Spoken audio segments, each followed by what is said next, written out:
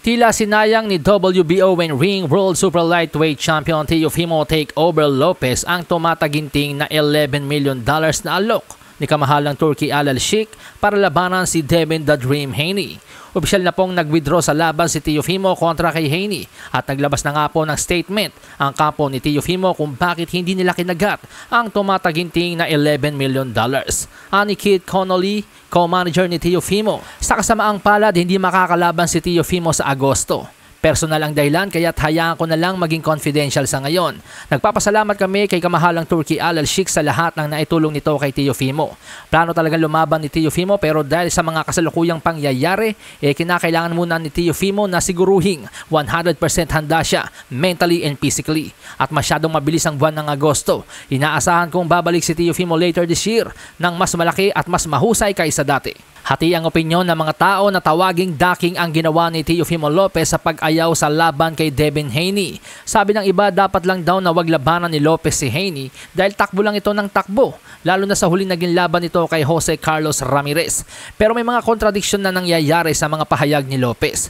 Dati kasi iniwasan din niya si Haney para sa lightweight undisputed title. Mas pinili niyang labanan noon si George Kambosos kung saan na-upset nga po siya ni George Kambosos Jr. Kaya naman lumalabas ngayon na ikalawang beses na ng pag-iwas ni Teofimo Lopez kay Devin Haney. Sumunod nagkaroon ng alitan ng kampo ni Teofimo Lopez at Top Rank dahil sa mababa umano ang binabayad ng Top Rank kay Lopez.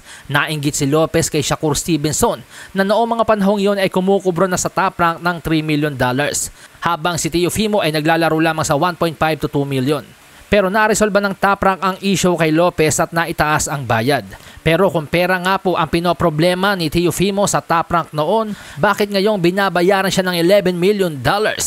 Pinakamalaking offer kay Teofimo sa kanyang buong boxing career. Bakit ayaw niyang tanggapin?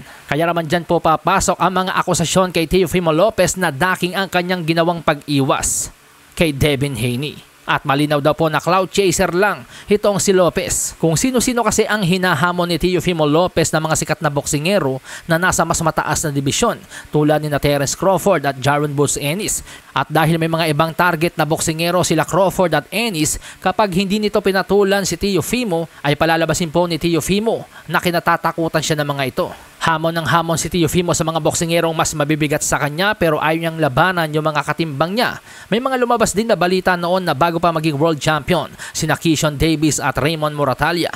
Noong mga panahon naghahanap ng kalaban si Teofimo para sa kanyang fight date noong June 29, 2024, nagpresenta po sina Keyshawn Davis at Raymond Moratalia na sila na lang ang lalaban kay Teofimo Lopez. Pero sa halip, mas pinili ni Teofimo Lopez labanan ang hindi masyadong kilala na si Steve Claggett. Kaya naman hindi maiiwasang mapag-isipan si Teofimo Lopez na one of the biggest duck sa kasalukuyan. Pero kung kayo po ang tatanungin, naniniwala ba kayo na daking ang ginawa ni Teofimo Lopez sa pag-ayaw sa halagang $11 million kontra kay Devin Haney?